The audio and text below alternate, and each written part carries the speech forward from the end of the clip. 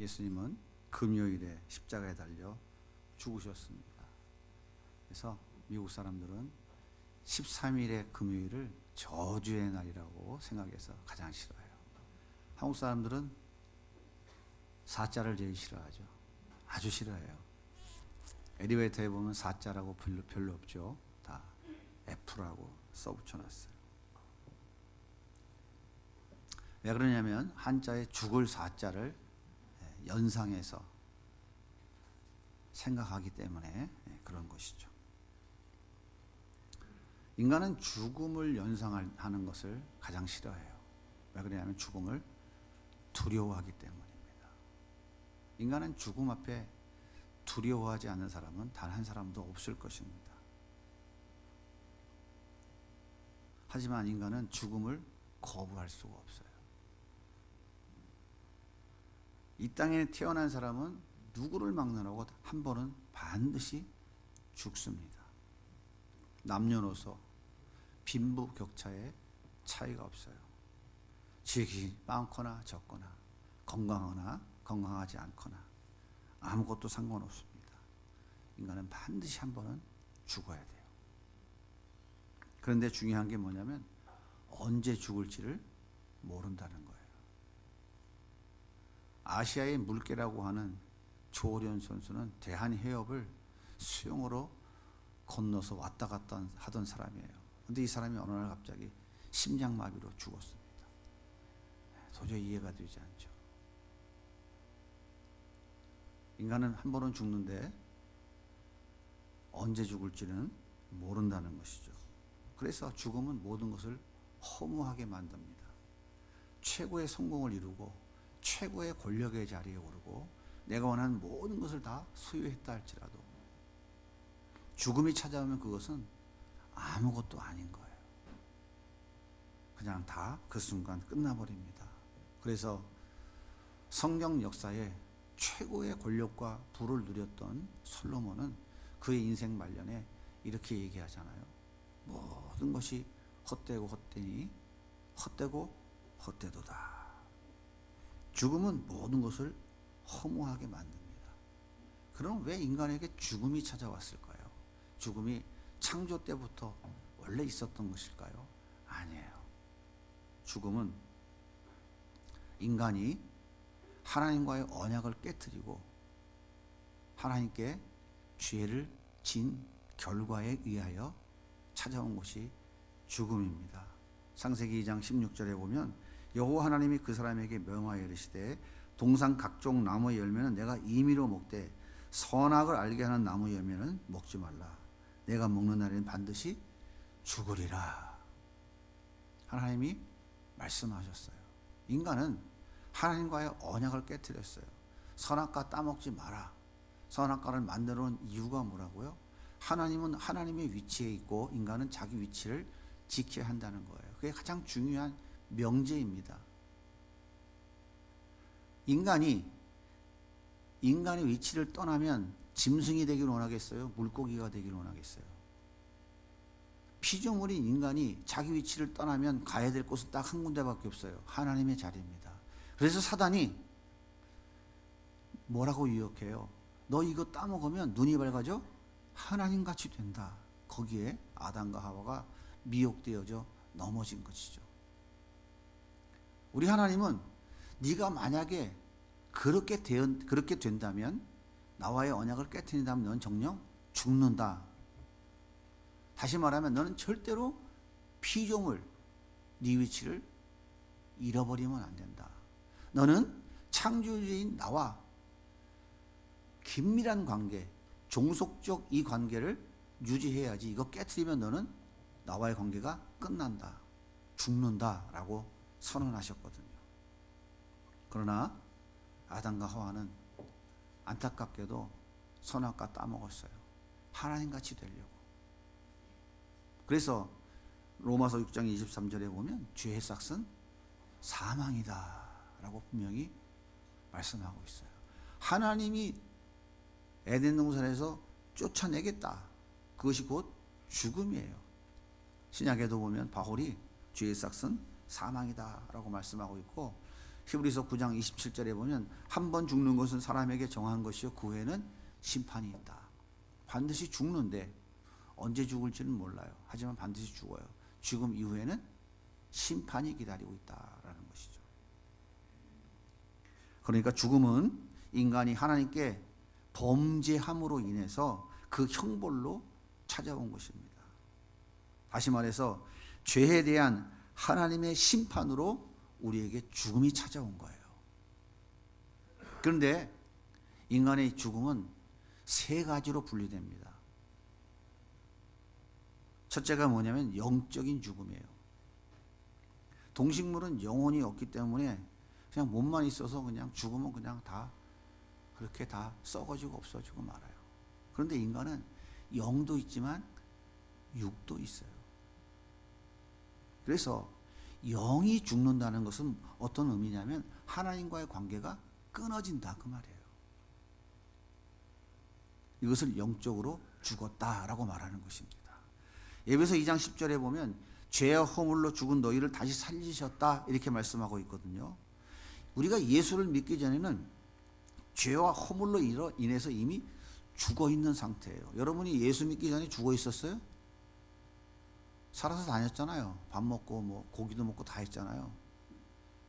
몸이 죽어 있다는 얘기를 하는 것이 아니라 여러분이 예수 믿기 전에 예수님을 만나기 전에 영적으로 하나님과 분리되어 있는 상태, 그 상태가 죽어 있는 거예요.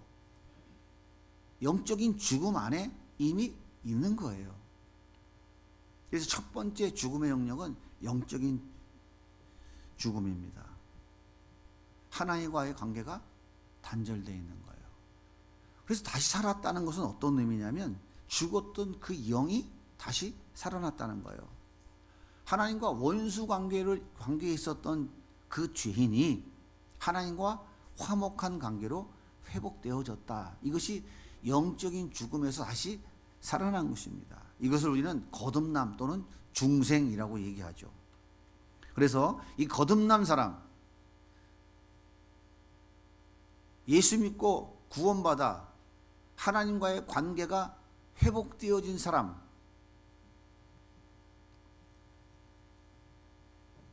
이 사람은 하나님이 나를 얼마나 사랑하는지를 아는 사람이에요. 하나님이 얼마나 큰지를 아는 사람이에요. 영적으로 그 죽음에서 살아나지 못한 사람, 다시 말하면 거듭나지 못한 사람, 중생하지 못한 사람은 하나님이 얼마나 나를 사랑하시는 분인지를 잘 몰라요. 그분의 얼마나 은혜가 크고 놀라운 것인지를 잘 모른다고. 왜? 하나님은 영이시기 때문에 우리의 혼과 육을 가지고 그 하나님 판단하고 분별할 수 없거든요. 그래서 우리 영이 살아나면 영이신 하나님과의 관계가 회복되어지고 그 영이신 하나님이 나를 얼마나 사랑하셔서 독생자를 희생 제물로 주셨는지를 깨닫게 되는 거예요. 그래서 하나님의 은혜가 정말 귀한 것이구나. 제가 주님을 사랑합니다. 나 이제 주님이 원하신 그 길을 향하여 가겠습니다. 주님, 내가 사슴이 시냇물을 찾던 날마다 주님을 찾고 갈망합니다. 주님과 함께 동행하기를 원합니다. 이것이 바로 살아난 증거예요. 여러분의 영은 지금 살아있습니까? 죽어 있습니까? 둘째가 육체의 죽음입니다. 의학적으로는 호흡이 멈추고 심장이 멈추면 뇌파가 나오지 않고 그러면 죽었다고 판정해요. 사망 판정을 해요. 그런데 뇌파가 멈췄을 때 우리 눈에는 보이지 않지만 그 사람의 영과 육은 분리되어집니다. 영과 육이 분리돼요. 이렇게 영과 육이 분리되어져서 흙으로 지은 우리 육이 흙으로 돌아가는 것, 이것을 육체의 죽음이라고 해요. 육체의 죽음.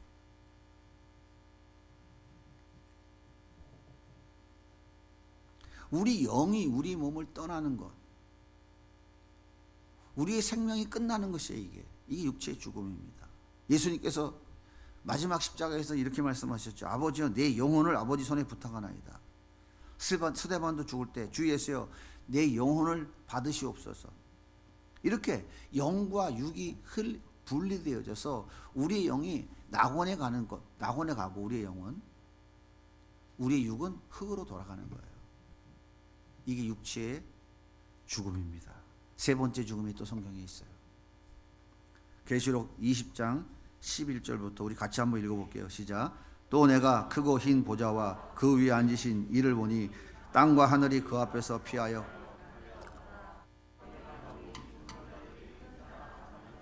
그 보좌 앞에 서 있는데 책들이 펴 있고 또 다른 책이 퍼졌으니 곧 생명책이라. 죽은 자들이 자기 행위를 따라 책들에 기록된 대로 심판을 받으니 바다가 그 가운데서 죽은 자들을 내주고 또 사망과 음부도 그 가운데서 죽은 자들을 내주매 각 사람이 자기 행위대로 심판을 받고 사망과 음부도 불못에 던져지니 이는 둘째 사망 곧 불못이라. 누구든지 생명책에 기록되지 못한 자는 불못에 던져지리라. 둘째 사망이라고 하는 표현이 있죠. 예수님이 재림하시면 최후의 심판을 하실 때 죽었던 모든 사람들이 다 부활합니다. 남녀노소 할 것 없이 어떤 상황이 어떻게 죽었든지 다 부활해요. 이 땅에 태어나서 한번 죽은 사람들은 다 부활합니다. 이때 예수 믿지 않는 사람들은 하나님의 심판받아요. 영원한 지옥 불못에 던져지게 됩니다. 이것이 둘째 사망이에요. 예수 믿지 않는 사람들, 이 예수의 생명이 없는 사람들은 영과 육이 분리되는 육체의 죽음을 맛보게 되고요. 육은 흙으로 돌아가고 영은 낙원에 이르게 되지만 예수 믿지 않는 사람들은 영원한 지옥 형벌로 떨어지게 돼요. 이것이 둘째 사망입니다. 그러니까 이렇게 되는 거죠. 영적인 죽음 상태, 다시 말하면 예수를 모르고 살아가던 사람이 죽으면 그 사람은 육이 흙으로 돌아가고 그 사람의 영은 영원한 둘째 사망으로 들어가는 거예요. 그러나 예수 믿고 죽은 사람들은 영과 육이 분리되어져 그 육이 흙으로 빚어서 흙으로 돌아가지만 그 영혼은 둘째 사망으로 가지 아니하고 영원한 하나님의 낙원에 들어가게 된다 하는 얘기입니다. 그러니까 무슨 얘기입니까? 우리 신자들은 영생을 누리기 위해서 반드시 다시 부활해요. 둘째 사망은 우리 신자들에게는 없습니다. 중요한 것은 우리 죽었던 몸도 부활하고 우리의 영도 같이 부활하는 거예요. 언제 부활할까요? 요한복음 5장 28절. 이를 놀랍게 여기지 말라. 무덤 속에 있는 자가 다 그의 음성을 들을 때가 오나니. 바다에 빠져 죽어서 바다에 물고기 밥이 됐든지 연화장에서 태워가지고 화장을 했든지 땅을 파고 묻어서 매장을 했든지 시신을 찾았든지 못 찾았든지 인간이 어떤 방법으로 화장을 했는지는 아무 상관없어요. 하나님은 그 모든 자들을 다 부활시키는데 언제 부활한다고요? 주의 음성이 들릴 때. 주의 음성이 언제 들릴까요? 데살로니가전서 4장 16절입니다. 주께서 호령과 천사장의 소리와 하나님의 나팔 소리로 친히 하늘로부터 강림하시리니 그리스도 안에서 죽은 자들이 먼저 일어나고 그에 우리 살아남은 자들도 그들과 함께 구름 속으로 끌려올려 공중에서 주를 영접하게 하시리니 그리하여 우리가 항상 주와 함께 있으리라. 천사장의 나팔 소리가 울려요. 여러분 북극성 밤에 보면 다 보이죠? 마찬가지예요. 지구상 전 세계 어디 있는 사람들도 공중에 재림하셔서 천사장들이 나팔을 보는 그 모습은 다 봅니다. 다 보게 돼 있어요. 그때에 그 천사장의 나팔 소리가 울릴 때에 지구상 곳곳에 죽어있던 잠들어 있는 그 육체들이 그 영과 함께 결합되어져서 다 부활합니다. 다 부활해요. 엄청난 일이 벌어지는 거죠. 그런데 이 부활은 죽었다가 다시 깨어나는 것이 아니에요. 이걸 우리가 잘 이해하셔야 됩니다. 이때의 부활은 죽었다 다시 깨어나는 거 아니에요. 마가복음 5장에 보면 예수님께서 회당장 야이로의 딸을 살리셨죠. 또 누가복음 7장에도 보면 이미 죽어서 장사 지내러 가는 나인성 과부의 아들을 살리셨어요. 요한복음 11장에 보면 사랑하는 나사로를 살리셨어요. 자, 이 죽은 자들이 다시 살아난 것은 죽기 전의 상태와 동일한 상태입니다. 달라진 게 없어요. 죽기 전에 살아난 사람들은 반드시 다시 또 죽는 거예요. 그래서 이것은 부활이 아니라 죽었다가 다시 깨어난 것이다 라고 하는 거예요. 왜 그렇다고요? 죽기 전에 가지고 있었던 인간의 조건과 동일하게 다시 살아났기 때문에 그런 거예요. 이것을 부활이라고 하지 않습니다, 여러분. 부활은 현재 가지고 있는 몸의 상태 그대로 죽었다가 다시 깨어나는 것이 아니라 완전히 다른 조건으로 완전하게 살아날 뿐만 아니라 영원히 죽지 않는 몸으로 다시 살아나는 거예요. 이것이 부활이에요. 어떤 몸으로요? 예수님께서 친히 부활하심으로 앞으로 우리가 어떤 몸으로 부활하실 것인지 이미 샘플로 보여주셨어요. 그래서 고린도전서 15장 20절에 보면 그러나 이제 그리스도께서 죽은 자 가운데 다시 살아나사 잠자는 자들의 첫 열매가 되셨습니다. 사과나무에 첫 열매가 맺히면 그 사과나무 열매를 딱 보면 그 다음에는 어떤 열매가 맺혀질지 알아요, 몰라요? 절대로 사과나무에 첫 열매가 맺혔는데 절대로 거기 귤 안 열려요. 배도 안 열려요. 똑같은 거 열립니다. 그 의미예요. 예수님이 부활하신 그 몸으로 우리도 똑같이 부활한다 이 말이에요. 예수님이 어떤 몸이었어요? 거룩한 몸이었어요. 시공간을 초월했어요. 그분은 무소부지하신 그런 몸으로, 완전한 몸으로, 그 몸 그대로 다시 하나님께로 올라가는 몸으로 부활하셨어요. 그런 몸으로 부활하게 된다 하는 얘기예요. 예를 들어 한번 생각해 볼게요. 여러분들이 지금같이 똑같은 몸으로 부활했어요. 그래서 우리가 천국 하나님 나라에 들려 올라가려고 쭉 돌려 올라가면 어떻게 될까요? 대기권을 벗어나기 직전에 다 타버리고 다 죽어버려요. 그런 몸이 아니라고요. 예수님은 제자들이 모여 앉아서 기도하고 숨어서 벌벌 떨고 있는 그 집에 문도 안 열었는데 어떻게 했어요? 쑥 들어오셨어요. 그런 몸이에요. 성경은 도대체 어떤 몸으로 부활한다는 것인지 우리에게 구체적으로 자세히 가르쳐주고 있어요. 고린도서 15장 42절입니다. 같이 읽을게요. 죽은 자의 부활도 그와 같으니 썩을 것으로 심지 않고 썩지 아니할 것으로 다시 살아나며. 썩지 않는 몸으로 우리는 다시 부활할 거예요. 우리 몸은 죽으면 어떻게 다 썩죠. 우리 부활한 몸은 그렇게 이 물질적인 몸과 같이 썩지 않는다 이 말이에요. 썩지 않으면, 썩는다는 말이 무슨 말입니까? 죽는다는 말이에요. 썩는다는 말이에요. 죽으면 썩잖아요. 생명이 없으면 썩죠. 죽는 거예요. 그런데 우리가 부활하는 몸은요, 영원히 썩지 않아요. 죽지 않는다 이 말이에요. 지옥에 가도 안 죽어요. 천국 가도 안 죽어요. 아시겠어요? 영원토록 죽지 않는 몸, 썩지 않는 몸이에요. 두 번째, 우리의 몸은, 부활할 몸은 영광스러운 몸입니다. 43절은 이렇게 말씀하세요. 욕된 것으로 심고 영광스러운 것으로 다시 살아나며. 욕된 몸을 가지고 있는 것은 죄를 지어서 오염되었기 때문이에요. 우리 다 죄 져서 오염된 욕된 몸을 가지고 있어요. 그러나 장차 우리가 부활하게 될 몸은 더 이상 죄 지을 수 없는 몸으로 부활합니다. 그래서 하나님의 뜻과 일치할 수 있고요. 다른 사람들을 내 몸처럼 사랑할 수 있는 몸으로 바뀌게 되는 거예요.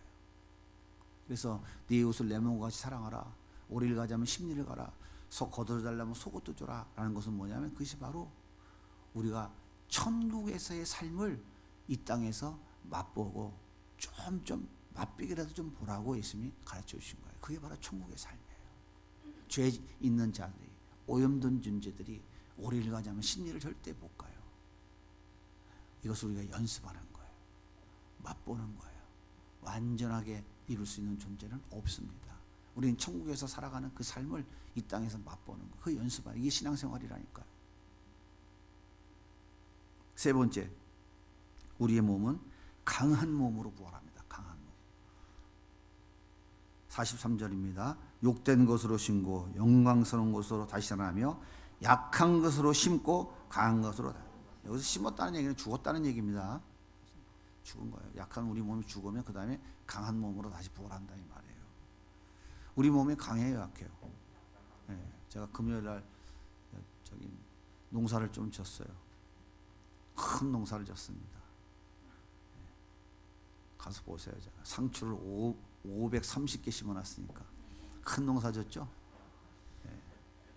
아유, 금요일 날 저녁에 그것 좀 했더만 어제 그냥 몸이 힘들더라고요.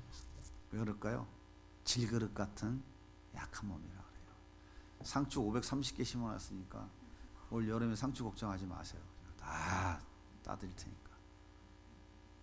50개, 30개 심었다니까 진짜 그렇게 믿으시는 분은 없죠? 그죠? 네, 53개. 네, 53개 심었어요. 그리고 저기 쑥갓도 제가 뿌려놨어요, 씨. 네, 힘들더라고. 저 혼자 한 것도 아니에요. 우리 송전도사가 도와줬는데 왜 이렇게 몸이 힘든가 했더만 그 조금 삽질했다고. 그 2평도 안 되는 거고. 참 이게 인간이 참 이렇게 나이 먹어갈수록 질그릇이라 약해요. 무리하면 병이 납니다. 그런데요, 여러분, 우리가 부활의 몸을 입게 되면요, 아프지 않아요. 이제 늙지도 없어요. 늙는 것도 없어요. 상함 이런 거 없어요. 지치지도 않아요. 하루 종일 삽질해도 상추를 150개, 1500개 심어도 지치고 힘들지 않는 그런 몸으로, 건강한 강한 몸으로 우리가 부활한다 이 말이에요. 네 번째로 44절은 이렇게 말해요. 육신의 몸으로 심고 신령한 몸으로 다시 살아나니 육의 몸이 있은즉 또 영의 몸도 있느니라. 우리의 부활할 몸은 신령한 몸입니다. 신령한 몸. 진리와 아름다움과 선의 원천이신 하나님을 만나는데 약한 몸, 죄의 몸, 오염된 몸으로 만날 수 있어요. 거룩하고 흠없는 몸, 죄는 전혀 없는 몸. 그 신령한 몸으로 우리는 그 주님과 함께 영원히 살 수 있도록 우리를 다시금 살려 놓으시는 거예요. 얼마나 감사합니까? 사랑하는 여러분, 이 세상을 떠나는 사람들에게 진정한 위로가 뭘까요? 자녀들이 모두 한자리에 앉아서 아이고 아버지, 아이고 어머니, 이제 가면 언제 만나요? 하면서 울고불고 하는 게 그게 진정한 위로가 될까요? 그 어떤 것도 불안한 죽음의 순간에 위로와 평안이 될 수 없어요. 그러나 내가 죽어서 육체는 땅으로 돌아가지만 내 영혼은 주님께 갑니다. 우리 주님이 내 영혼을 받아주시려고 기다리고 있습니다. 주님 다시 오실 때 영광스럽게 부활해서 주님과 함께 영원한 그 나라에 살게 될 것입니다. 하나님의 말씀, 부활의 진리만이 우리에게 진정한 소망이고 진정한 위로가 되는 것입니다.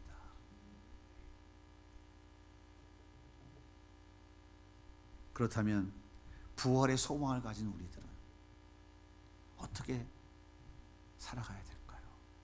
부활의 이 은혜를 누리며 살아가는 우리는 어떤 삶을 살아가야 될까요? 오늘 말씀이 우리에게 가르쳐주고 있습니다. 같이 읽어볼게요. 고린도서 15장 57절입니다. 우리 주 예수 그리스도로 말미암아 우리에게 승리를 주시는 하나님께 감사하노니 그러므로 내 사랑하는 형제들아 견실하며 흔들리지 말고 항상 주의 일에 더욱 힘쓰는 자가 되라. 이는 너희 수고가 주 안에서 헛되지 않을 줄 압니다.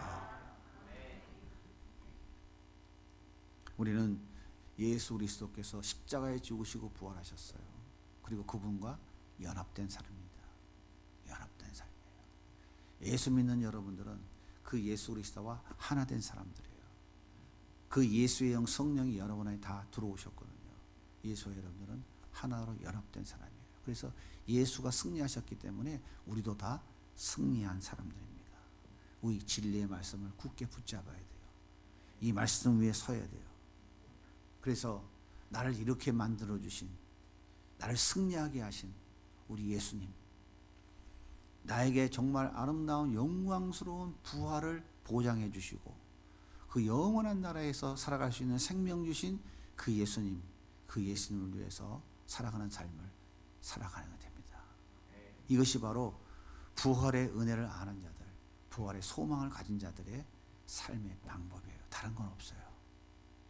그 예수님이 기뻐하시는 삶, 그 예수님의 뜻을 이루는 삶, 그분 가신 그 길, 그 십자가의 길을 걸어가는 것, 그것이 바로 부활의 은혜를 가진 자들, 부활의 소망을 가진 자들의 살아가는 삶이에요. 왜? 우린 죽어도 살 사람들이잖아요.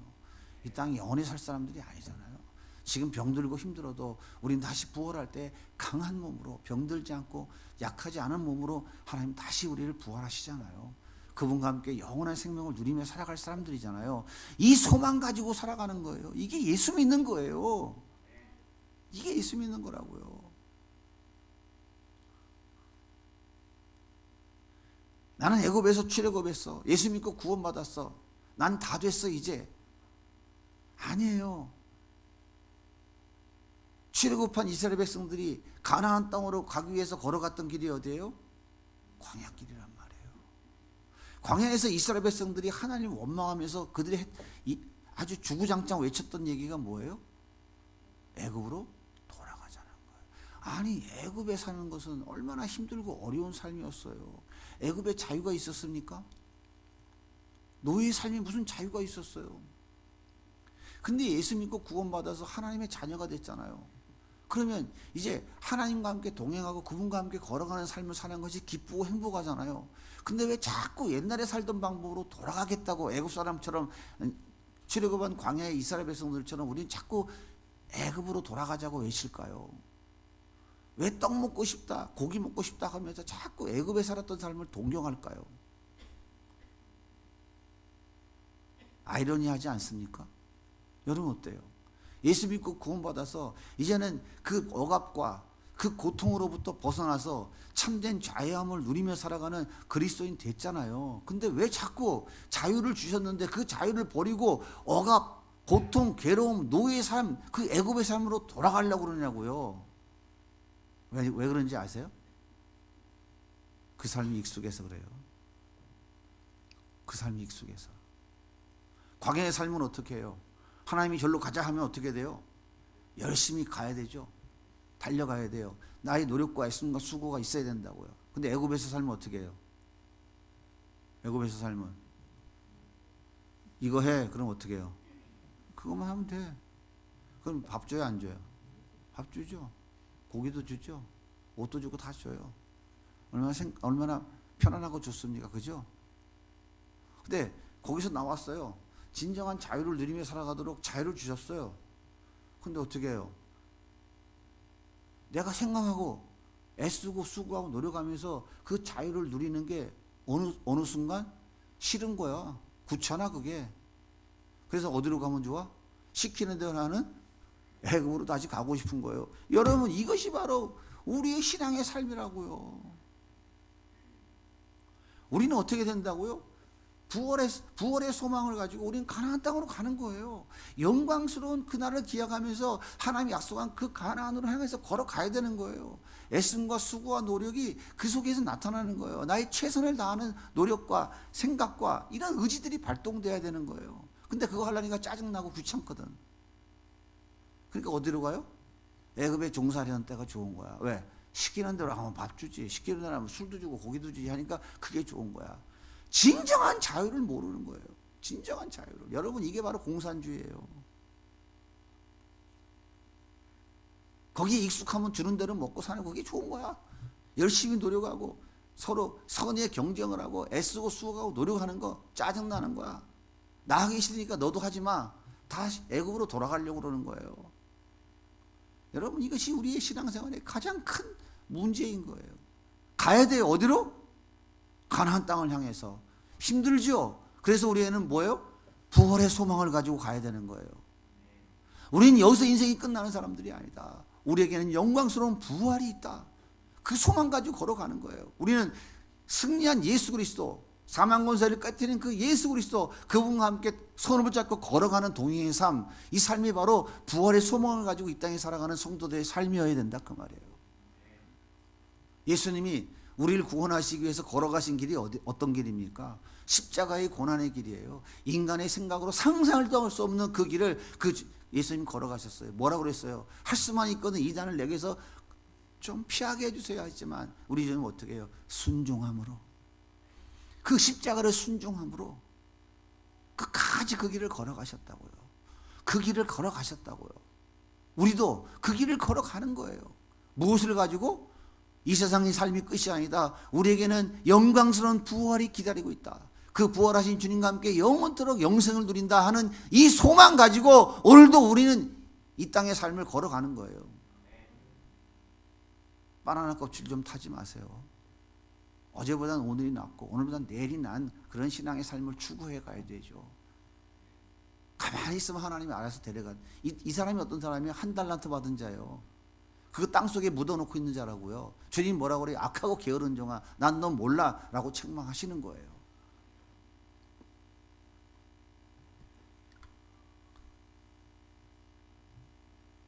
온 마음 다해 예배드리고 온 마음 다해 일하고 온 마음 다해 다른 사람들을 섬기고 우리의 마음 다해 행하고 온 마음 다해 무엇을 하든지 죽게 하듯 열심히 살아가야 된다고요. 열심히 살아가야 된다고요. 열심히 그리스도인답게 애씀과 수고와 노력을 가지고 열심히 의지적으로 살아가야 된다고요. 애굽 좀 쳐다보지 마세요. 진정한 자유를 주셨잖아요. 주님과 함께 동행하면서 살아가시라고요.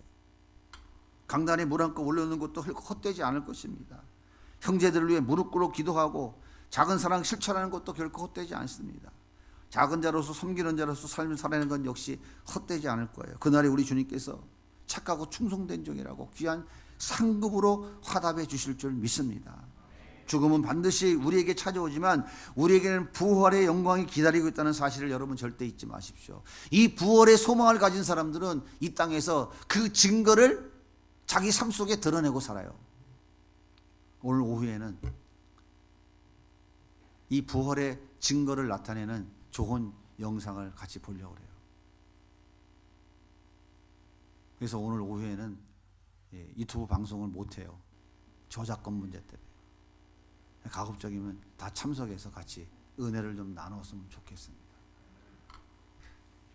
부활의 날, 부활의 영광스러운 몸을 잊게 될 것을 최고의 소망으로 살아가는 우리 모든 성도님들 되시기를 예수님의 이름으로 간절히 소원합니다.